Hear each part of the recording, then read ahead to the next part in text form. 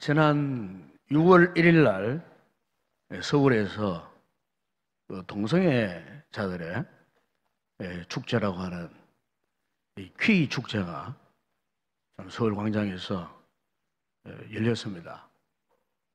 수많은 사람들이, 원래는 또 외국 사람들도 또 몰려와가지고 이 퀴 축제, 아마 이런 뉴스를 봐서 알겠지만 신문이나 보면은 참 희한한 모습으로 뻘거벗고 뭐 중요한 것만 가르고 참 희한한 모습, 희한한 모습. 참 정상적인 사람 보면은 저 사람들이 저 정상적인 사람인가? 좀 속된 말로 뭐 쳤나 미쳤나 할 정도로 참 기가 막힌 모습. 정연한 참 인간이 저렇게 이 타락의 최첨단을 그릴 수 있을까? 참 기가 막힌 현상, 기가 막힌 모습을 참 보면서 참 우리나라 앞날이 참 앞으로 어떻게 될 것인가? 이거 보통 심각한 사태가 아니에요. 그런데 이제 이 동성애자들이 이제 강력하게 주장하는 것, 그들이 가장 원하는 것 하나가 있어요. 그게 뭐냐면은 누구나 존중받는 차별 없는 사회. 참 그럴듯합니다. 누구나 존중받는 차별 없는 사회. 그래서 이제 이런 이제 사회를 그들이 이제 획득하기 위해 갖고 요즘 우리 나라가 이제 이 정권이 들어서고 아주 강력하게 좀 추진하고 있는 것이 뭐냐면은 차별금지법입니다. 차별금지. 그런 차별금지법 내용 안에는 뭐 다 나쁜 게 있는 게 아니에요. 때로는 우리가 수긍할 만한 내용들이 많아요.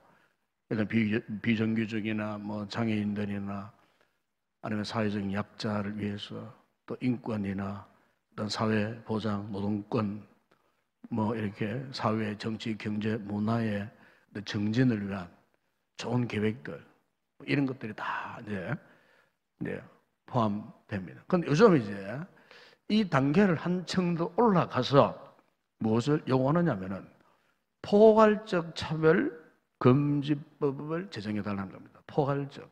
이것보다도 더 크게 포괄적이. 거기에 서로의 두 가지가 이제 추가가 됩니다.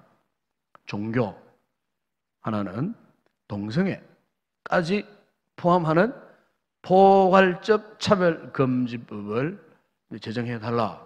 아주 강력하게 소위 이제 이쪽 왼쪽으로 조금 많이 기울어진 그런 분들, 그런 분들이 지금 아주 막 강력하게 막 주장을 하고 있고, 반대로 우측으로 이렇게 기울어져 있는 분들은 또 반대. 특히 이제 이 교계, 기독교 가운데서도 개신교가 아주 강력하게 반발합니다. 강력하게. 그러니까 지금 우리나라가 이 같은 이데올로기의 대립 때문에 나라가 사실은 사상적으로 이렇게 딱 반으로 나눠졌어요. 이전에는 민주주의냐, 공산주의냐, 이제는 그게 아니에요. 이제는 이런 사상, 대립, 딱 이제 반으로 놓여졌는데, 문제는 또 이 정부가 한 발 더 끼듭니다. 이 정부가 지금. 그러고 지난 2월 달에 이제 국무회의에서 소위 NAP라고, 내셔널 액션 플랜이라고 하는 NAP. 그러니까 국가 기본개혁, 차별이 없는 국가 기본개혁, 국가 이제 인권 기본 계획, 이것을 소집을 해서 해가지고 어떻게 했느냐 하면은 잠정적으로 앞으로 2022년에 이 법이 발효되도록 이미 국무회의에서 통과되었어요. 국무회의에서. 이제 몇 년 안 남았어요, 사실은. 그래서 잘못하면은 지금 2022년 이후에는 이 강단에서 특히 제 같은 사람은 노골적으로 한 번씩 이야기 잘하잖아요. 동성애나 뭐 이단이나. 저는 이제 잘못하면 별을 몇 개 달지 모릅니다, 지금. 별을 몇 개 달지 모른다니까, 지금. 예? 웃을 일이 아니에요, 지금. 예? 이 강단에서요, 이제는 소돔 고모라 이야기하다 동생 얘기 못해요. 지금 우리가, 지금 우리 교회가 지금 기가 막힌 현실 앞에 놓여져 있습니다. 22년 되면은 이제 어떻게 할지. 또 이 국가인권위라는 게 있어요. 옛날에 김여중 씨가 세워놓은 정부 대상은 국가인권위원회. 이것도 이상합니다, 이것도. 이 단체가 참 이상합니다, 지금. 더 등짝을 맞춰갖고 지금 더, 예? 춤을 추고 말이지. 앞장서가지고 지금. 자, 지금 우리나라가 지금 굉장히 지금 심각한 상태에 있습니다. 우리가 지금 이거를 쉽게 생각하면 안 됩니다. 가볍게 생각하면 안 됩니다. 이것은 왜 교회가 그렇게 반대하느냐, 주의 종들이 왜 그렇게 반대하느냐, 우리가 왜 반대해야만 하느냐, 그 이유가 있어요. 이것은 우리의 영적인 삶과 관련되어 있어요. 이 신앙의 문제와 관련되어 있어요. 옛날에 우리 신앙의 선조들은 신앙의 문제와 관련되면은 순교를 각오했어요. 그렇지 않습니까, 여러분? 순교를 각오해야 돼요. 앞으로 우리 시대도 마찬가지입니다, 여러분. 총칼을 안 들었지. 어쨌든 순교를 각오할 신앙의 자세를 갖지 않냐면은 우리 시대에 무너지고, 그다음 우리의 자녀 세대 힘도 못 써요. 힘도 못 써요. 국가인권위원회에서요, 우리나라 초중 고등학교 교과서에 있는 이런 동성애 이야기 이런 게 아니십니까? 이런 이야기를 건강한 성적 문화로 만들어 갖고 그렇게 이제 올립니다, 책에다가. 건강한 거다. 저기 정상적인 것이다. 아, 이렇게요. 이렇게 표현하는 거예요, 이제는. 그러니까 우리의 아이들이 뭐 동성애 정상적인 관계다. 그래 배우는 거예요, 이제. 예? 지금까지 우리는 아주 추한 것으로 더러운 것으로 막 했지만 이제 우리 아이들은 안 그래요. 교과서에서 그것은 적시 정상적인 행위다. 날 때부터 그렇게 태어났기 때문에 정상적인 행위다라고 그걸 가르쳐요. 가르치고 심지어 저 인천의 어떤 그 학교에서는요, 어떻게 정상적인 행위를 할 것인가 이것까지도 가르친다는 학교에서. 이것까지도. 참, 여러분 지금 우리 사회가 정말 심각한 상태에 있어요. 얼마 전에 제가 어떤 자료를 찾아보니까 우리나라 질병관리본부가 있지 않습니까? 질병관리본부에 실제로 이제 통계를 했어요.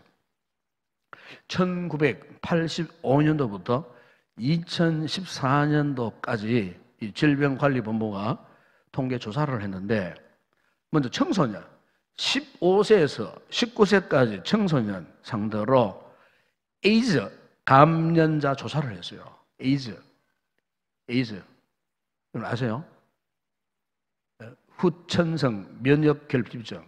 이 걸리면요, 면역이 전혀 없어요. 무슨 질병인지 다 그 몸에 치고 들어오는 거예요. 그러면 약이 없어요. 아직까지요. 변면은 약이 없어요. 면역이 전혀 없는 상태로 만들어버리는 거예요. 그러면 심지어 개미한테 물려도 이게 이제 썩어 들어가는 거예요. 개미한테. 모기한테 물리면 썩어지는 거예요. 피부가. 이게 회복이 되지 않는 거예요. 왜? 면역성이 전혀 없는 질병. 무서운 겁니다, 이게. 그런데 이 에이즈에 감염된 아이들이 1985년도부터 2014년까지 통계를 했는데 무려 18배에서 26배로 증가했어요. 26배. 뭐 10배, 20배가 아니에요. 26배로 증가했어요. 청년들 20세에서 24세까지 무려 12배 이상 증가했어요. 그런데 더 충격적인 것은 왜 사춘기 아이들, 청년들 사이에서 에이즈가 이렇게 급증하고 있느냐. 그 통계 그래프를 보게 되니까 84년도는 그냥 제로에서 조금 이렇게 했어요. 그래 점점 올라가다가 2000년 올라가서 팍 뜹니다, 이게 숫자가. 2014년도 불과 5년 전에는 꼭대기가 올라가요. 이 그래프가 쫙 올라가는 거예요. 그래프를 보면 그래요. 그러니까 보세요. 어떻게 우리 아이들이 고등학교 아이들 가운데에 왜 이렇게 에이즈가 급증하느냐 이 말이에요. 예? 청년들 사이에 왜 이렇게 에이즈가 이렇게 급증하고 있느냐. 가장 중요한 문제. 이거는 질병관리본부에서 통계에서 발표를 한 거예요. 그 이유가 뭐냐? 동성애 때문에. 동성애. 참, 여러분 지금 우리가요 모르는 사이에 이 동성애가요 독버섯처럼 지금 퍼지고 있어요. 그건 이 정부가 말이지 또 부추기고 있어요. 국가인권위원회가 부추기고 있어요. 기가 막힌 현실입니다. 기가 막힌 현실. 기가 막힌 현실이에요. 예? 앞으로 우리나라 이 사회가 어떻게 성인 통계는 통계도 못 냅니다. 지금 성인 에이즈 환자는 얼마나 많은지 몰라요. 몸 관리 잘해야 됩니다. 남자분들 특히 몸 관리 잘해야 됩니다. 건강 관리만 할게. 몸 관리 잘해. 몸 관리. 잘못하면 다 지금 우리가 에이즈에 지금 노출되어 가고 지금 어떻게 될지 모르는 그 주범이 동성애라는 거예요. 동성애. 여러분 제가 오늘 우리 이 사실 알고 있어야 돼요. 우리가 맨날 하나님, 예수님, 성령 이것도 알아야 되지만은 영적인 분별력을 갖기 위해서는 이 사회적인 현재 우리의 사회가 이 가치관이 사상의 흐름이 지금 어떻게 흘러가고 있는가? 지금 우리가 어떤 위기적 상황에 봉착해 있는가? 이걸 알아야 기도할 수 있잖아요. 이걸 알아야 적극적으로 대비할 수 있다 그 말이에요. 여기에 아무 관심도 없어. 아이고 막 알아서 하겠지 뭐 안 해요. 이제 알아서 되는 게 아니에요. 이제는 그야말로 무방비 상태.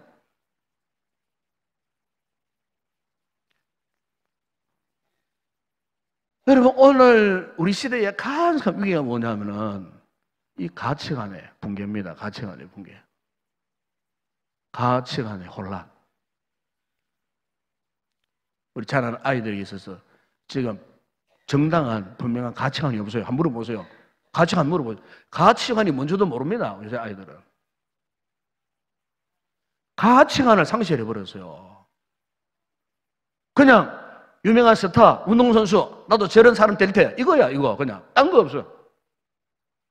인생의 진정한 가치관을 모르고 지금 학교 공부를 하고 있고 교육을 받고 있는 거예요, 지금. 특별히 교회가 영적인 가치관을 상실해버리면은 소돔고모라 됩니다, 소돔고모라가. 오늘 우리의 신앙관에 있어서 정말 진정한 가치관이 뭐냐? 가치관이 반드시 세워져야 돼요. 가치관이 분명해져야 돼요. 영적인 가치관에 혼란이 오면 안 돼요.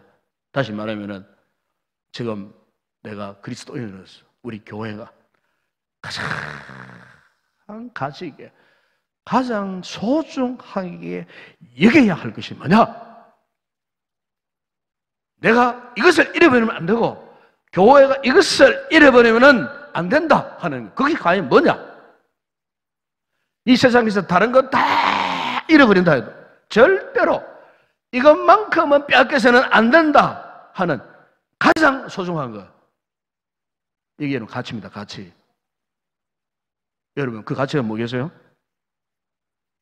한번 따라합시다. 오늘 한번 따라합시다. 제가 이걸 잘 안 하지만은 우리에게 있어서 가장 소중한 가치는 하나님께 대한 올바른 신앙이다. 아멘? 이겁니다, 이거. 세상에 다른 거 다 뺏겨버려도 이것 하나. 하나님께 대한 올바른 신앙. 어떤 어려운 상황 가운데 여러분 우리가 하나님께 올바른 신앙만 붙들고 있으면 그 사람은 그 시대에 하나님이 쓰시는 소중한 하나님의 사람이 될 수 있습니다.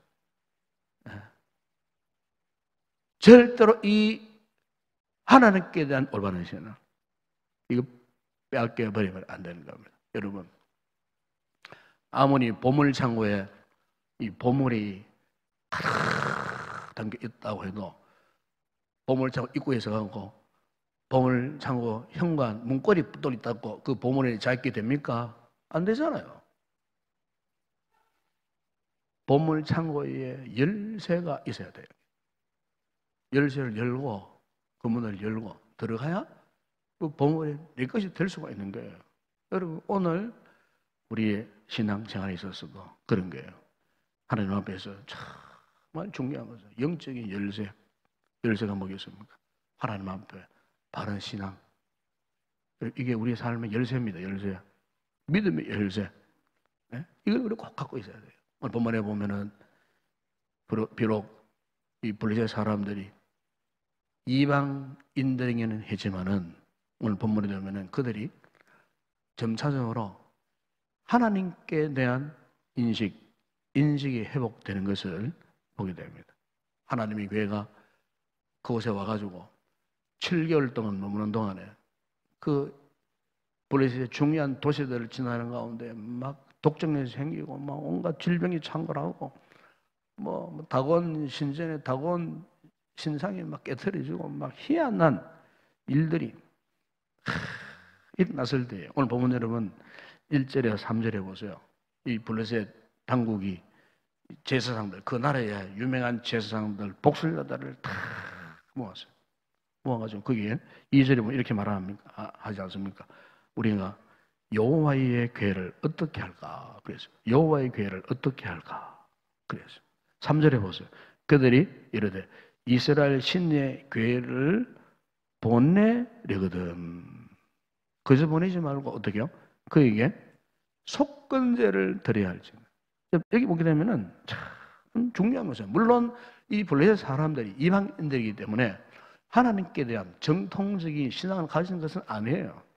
그러나 이스라엘 백성들이 섬기는 하나님이 어떤 분인가에 대한 인식이 생긴 거예요. 네? 하나님이 어떤 분인가. 그래서 자신들이 섬기는 신과 여호와 하나님을 한번 비교가 되는 거예요. 그러니까 아주 강력한 신이다 하는 걸 알게 되는 거예요. 이스라엘 백성들이 섬기는 여호와라고 하는 신은 아주 강력한 신이다. 네. 그래서 그들은 지금 당장 하나님의 이 궤를 포기하고 하나님의 궤를 보내는 것보다도 가장 다급한 건 뭡니까? 중요한 지금 그들의 진영 안에 온갖 질병들, 이 하나님의 이 궤를 앞에 놓고 그들이 교만했을 때에 하나님께서 그 땅을 지정하고 각종 질병으로 지금 막 사람이 죽어나가는 이런 급박한 상황이 있기 때문에 빨리 자신들의 이 질병, 몸의 질병이 나야 하겠다 하는 그런 뜻에서 시작했지만은 하나님께서는 그 사건을 통하고 이 블레셋 이방인들이 하나님이 누구냐에 대한 이것을 아주 심각하게 고민하게 만든 거예요. 심각하게. 그래서 모든 정보를 수집했겠죠.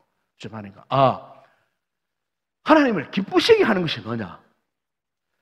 노여워하시는 하나님의 마음을 풀어드릴 수 있는 것이 뭐냐? 가만히 보니까 저 이스라엘 백성들이 본래 하나님 백성들이니까 저들이 하나님 앞에 자신들이 죄를 지었을 때에 하나님의 노염을 풀기 위해서 제사를 드리더라. 속건제라는 제사를 드리더라. 왜냐하면 속건제의 성격이 뭐냐면은 신을 노엽게 했을 때에 그 노염을 푸는 제사거든요. 속건제. 이 속건제를 드리는. 그래서 저들이 당면한 이 사건을 통해서 이스라엘 백성들이 했던 그 영적인 제사 의식, 이것을 결국 그들이 모방을 하기 위해서 준비를 합니다. 물론 속건제를 그들이 직접 드리지는 않았어요. 준비를 하는 거예요. 여러분, 여기서 우리 알 수 있는 것은 우리 사람이 어떤 죄를 지었을 때에 참 중요한 것은요. 요한 칼빈이 그런 말을 했어요. 우리 사람에서 가장 중요한 것은 신지식입니다. 신지식. 신에 대한 지식. 하나님께 대한 지식. 죄를 지었을 때에 그 죄를 어떻게 인식하느냐? 하나님을 알고 하나님을 깨달으면 죄가 무엇인지를 알 수가 있어요. 대개 이방인들은 이 죄라고 말할 때에 그 죄는 인간의 도리를 못하는 그 죄다. 뭐 이런 식으로 아주 인본주의적 입장에서 죄를 그렇게 이야기합니다. 그러나 본래 죄는 그게 아니에요. 인간의 도리를 다하지 못한 것, 그게 죄가 아니에요. 중요한 것은 하나님을 하나님으로 인정하지 못하는 불순종, 이게 죄입니다. 이게. 그러니까 하나님을 하나님으로 인식하지 못하는 게 죄예요. 그럼 이런 죄가 어디 세상 가운데만 있겠습니까? 오늘날 교회 안에는 없습니까? 이를테면 죄를 짓고 그 죄를 회개할 줄 몰라요. 왜 그럴까요? 간단하지 않습니까? 하나님을 하나님으로 인식하지 못하고 인정하지 않는 거예요. 정상적으로 하나님의 은혜를 깨닫고 은혜 속에 살고 말씀 앞에 순종하는 거룩한 신실한 성도는 요만한 죄를 지어도 금방 영적인 신호가 오잖아요. 그렇죠? 아, 내가 이 말 잘못했구나. 큰 실수했구나. 내가 거짓말을 했구나. 내가 누구를 말로 상처를 줬구나. 그러면 안 되는데, 아, 주님, 내 입술이 약해서 죄를 지었습니다. 하나님 앞에. 회개하는 게 정상적이에요, 그게. 그런데 그런 고백, 자백, 회개 전혀 하지 않아요. 그 사람은 하나님을 하나님으로 인정하지 않는 무서운 교만, 불순종의 죄에 빠져 있는 거예요. 세상 사람들에게만 이런 죄가 있는 게 아니라고 말이에요. 오늘 거룩한 공동체 안에서도 이런 죄를 우리가 충분히 지금 짓고 있는 거예요. 하나님이 기뻐하시겠습니까, 여러분? 절대로 기뻐하지 않으세요. 성도는 조심해야 됩니다. 하나님 앞에서 항상 조심해야 됩니다. 은행심사, 주님 앞에서 항상 조심해야 돼요. 항상. 물론 사람이 약하기 때문에 이런 은행심사에서 죄를 지을 수 있어요. 그럴 때는 빨리 깨닫고 돌이켜야 돼요. 블레셋 이방인들도 보세요. 알았다니까요. 알아가지고 오늘 본문에 보세요. 어떻게 합니까? 속건제는 이방인 자신들이 하는 예식 아니라는 걸 알고 새 수레를 준비했어요. 그것도 젖나는 암소 2마리, 새끼들이 딸려있는 암소, 암소 2마리 같이 딸에 붙였어요. 그런데 수레를 싣고 이제 그 수레에다 궤를 실었어요. 출발할 때는 그 송아지를 보면 송아지를 따로 다 떼서요. 그러니까 젖 낳는 암소 이 2마리가 새끼를 떼니까 짐승이지만은 얼마나 고통스럽겠어요. 얼마나 슬프겠어요. 새끼를 떼내니까 좀 젖을 먹어야 되는데 암소 입장에서는 더군다나 이 사람들이 참 참으로 무섭게 그 수레를 실어가지고 이제는 어떻게 합니까? 저 이스라엘 백성들의 삶을 베스메스로 보내려고 하는 거예요. 이제는 생이별을 해야 돼요. 생이별. 생이별. 출발할 때 보면은 그 뒤에 읽지 않았습니다. 이 2 암소 울었다고 그렇게 말씀합니다. 울더라. 얼마나 그 새끼들이 가르는 했으면. 그런데 이 블레셋 사람들이 이때쯤까지 하나님의 인생 갖고 있었지만은 오늘 가만히 몸을 보게 되면은 이 사람들이 하나님을 시험합니다. 시험. 테스트한다 그 말이에요. 왜? 현재 자기들에게 있는 이 독종 재앙이 이스라엘 백성들이 믿는 하나님에 의해서 발생했는가? 아니면은 우연히 발생했는가? 이것을 어떻게 판단하고 싶었다고요? 오늘 본문에 보면은 암소 2마리에 수레에 궤를 싣고 베스메스로 보내면은 이 암소가 그냥 베스메스로 곧장 가면은 그들이 섬기는 하나님에 의해서 발생한 재앙으로 알고, 만약 암소가 쇠를 끌고 가다가 다른 곳으로, 삐딱한 곳으로 가버렸다 하면, 아, 이건 우연히 일어난 재앙이다. 이스라엘 제사장 복수자들이 보세요, 하나님을 그렇게 시험했다는 겁니다. 그런데 결론은 어떠했습니까? 암소가 비록 울었지만은 베스메스로 바로 가버리고 말았어요.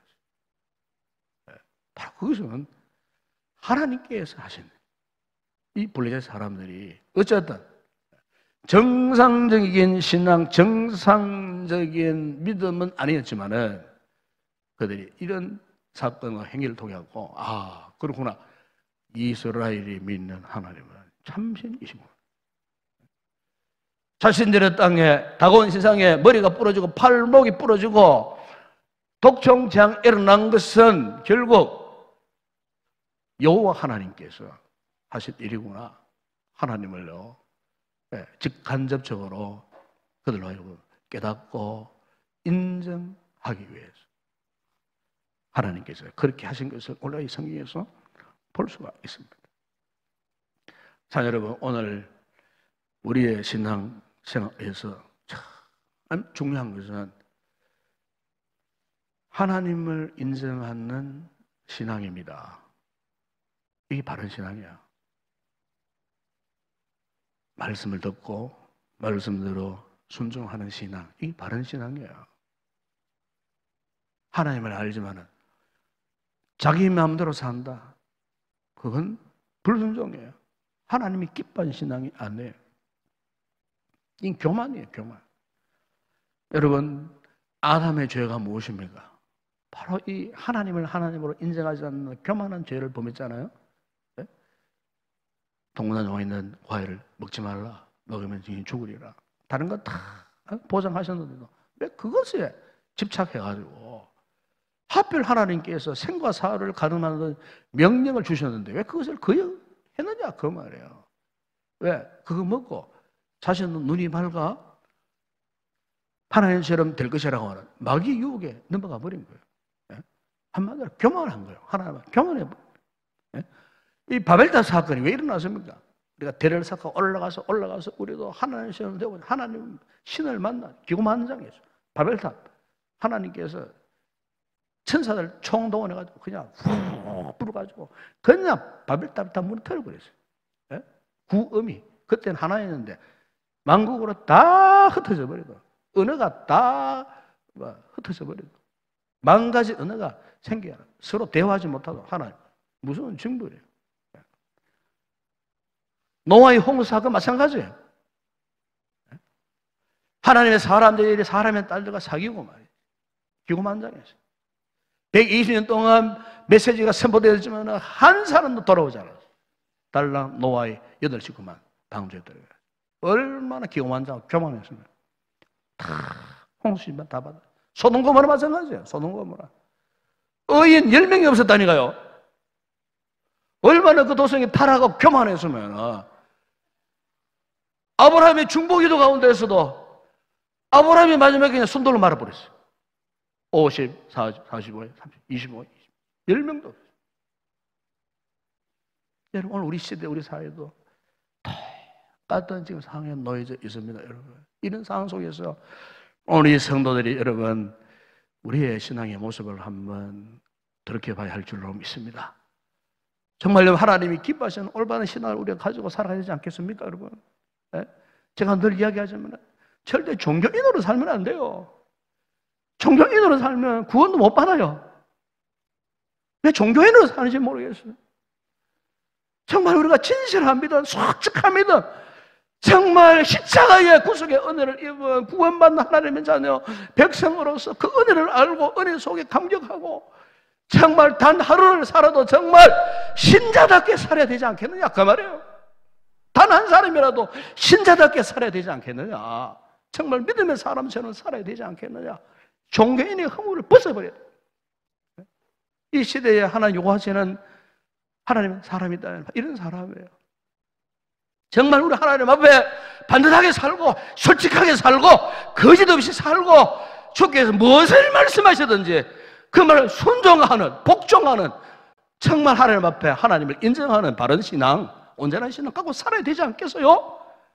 언제까지 직분에 매어가지고 직분 때문에 교만해지고 그것 때문에 상처받고 그렇게 살아야 되겠느냐 그 말이에요. 이 목사도 마찬가지예요.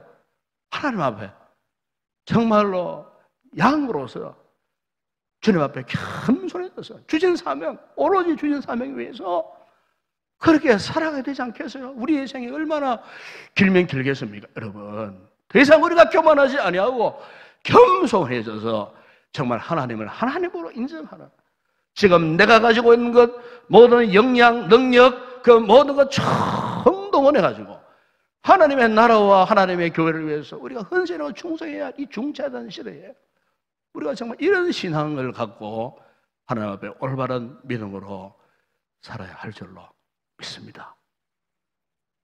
블레셋 사람들이 하나님을 인식했던 것처럼 우리 또한 여러분 살아계신 하나님, 지금도 부활하여 살아계신 우리 주님, 우리 마음속에 자정해 계시는 그분에 대해서 인정하고 순종해서 이 시대에 참으로 온전한 신앙을 갖고 주님의 기쁨이 되어지는 복된 삶을 살아가는 우리 목성도 되시길 주 여러분으로 축원합니다.